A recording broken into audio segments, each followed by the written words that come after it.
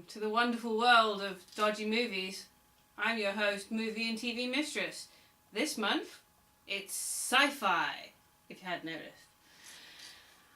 This week, I am reviewing a 1983 film called Spacehunters, Adventures in the Forbidden Zone.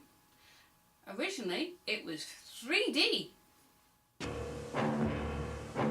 In 2 weeks, Columbia Pictures will present 3D as you've never seen it before. The first quality 3D film backed by a major studio. The first to use a new state-of-the-art 3D process. This is Spacehunter, Adventures in the Forbidden Zone. It's the story of 3 unlikely heroes. Their destination, the Forbidden Zone. Their mission, save 3 stranded women. I like her. Their chances, 1 in a million. I'll take that bet. Columbia Pictures presents outer space as you've never seen it before. The ultimate 3D experience. Can't anything be simple anymore? Spacehunter, Adventures in the Forbidden Zone. In 3D, the first movie that puts you in outer space. Rated PG. Coming soon to a theater near you.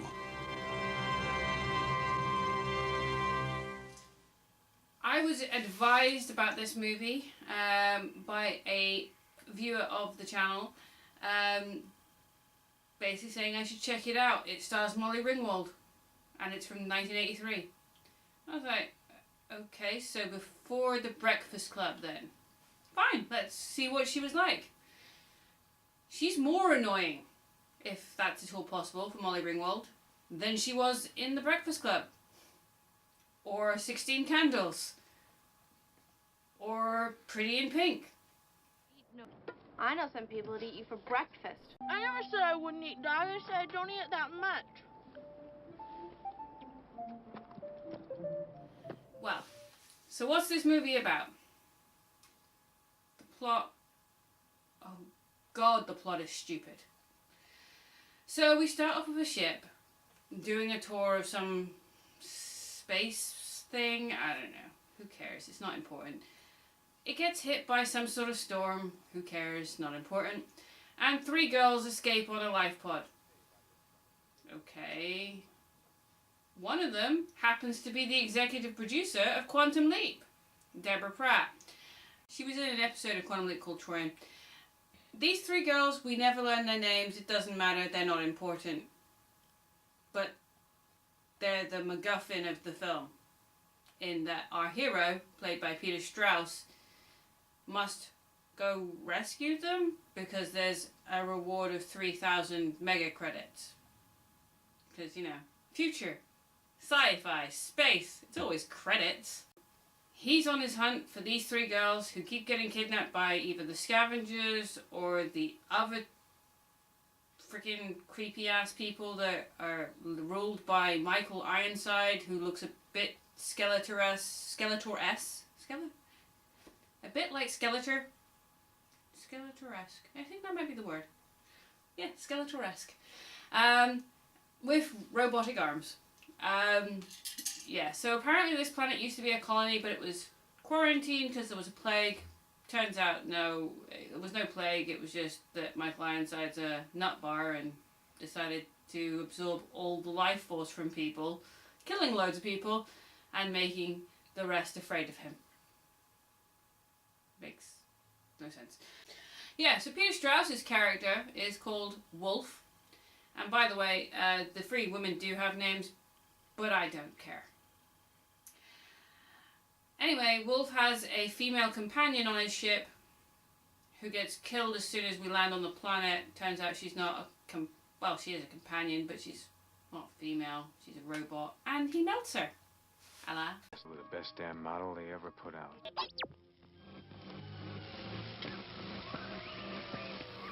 And so now he's stuck trying to figure out how to find these 3 girls without his robot female companion.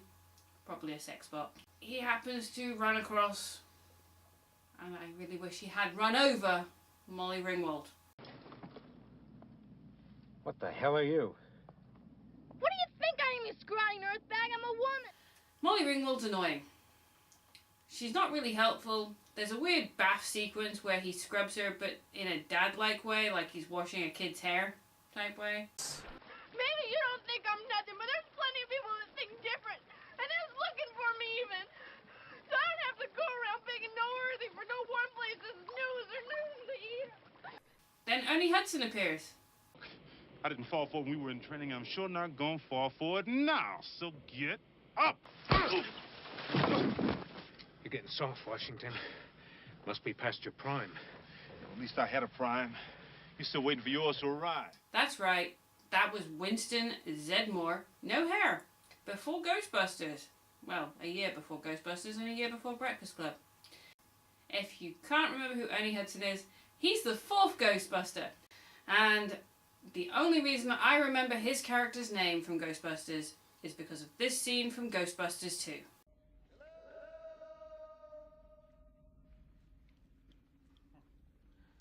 Hey! Hello?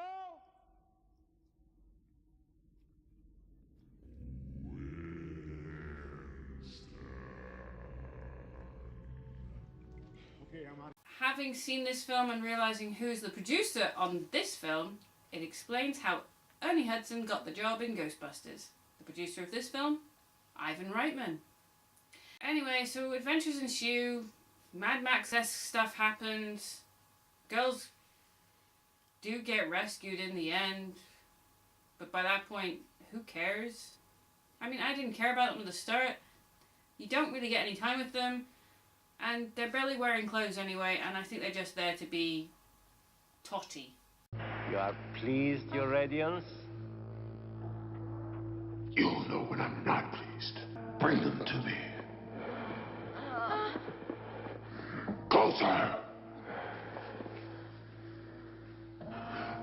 That one. The one in the center. Undress her. The film, when it came out a week before Return of the Jedi at the cinemas in 1983. Like a lot of early 80s sci-fi films, they were trying to cash in on Star Wars. Not that I'm trying to, no. Anyway, it worked. They did do pretty well business-wise for this film. It's interesting. It's actually a good film if you take out the element of the three girls that just happen to get kidnapped every so often after crash landing on the planet and needing rescue. It could have been that the Ernie Hudson character and Peter Strauss's character Wolf were just bounty hunters, and they end up having to work together to take on the bounty, which would have been Michael Ironside. You didn't need the three chicks, because the three chicks don't add anything to the story. Molly Ringwald is pretty much probably the inspiration of Matthew Broderick's character in Lady Hawk called Mouse. That's what she reminds me of. Oh, I can get into tight spaces and all this and she's annoying. Mouse was annoying, and that was Matthew Broderick. But Matthew Broderick's a more likeable person. I find Molly Ringwald kind of annoying. If anything, the the Breakfast Club, specifically, I really didn't like her character at all at any point in that film. I didn't mind the Judd Nelson, Michael Hall, Anthony Michael Hall, or Emilio Estevez, or Ali Sheedy. They were all okay, and I could see them. But I know she was playing the princess, but oh god, she's annoying. She's just whiny, and her voice is irritating. Would I recommend watching this? I want to say yes, because it is actually well made. It's a well made film with great characters, even though Molly Ringwald's voice is annoying. And the special effects are quite good. And for what it was, it's a forgotten sci-fi of the early 80s.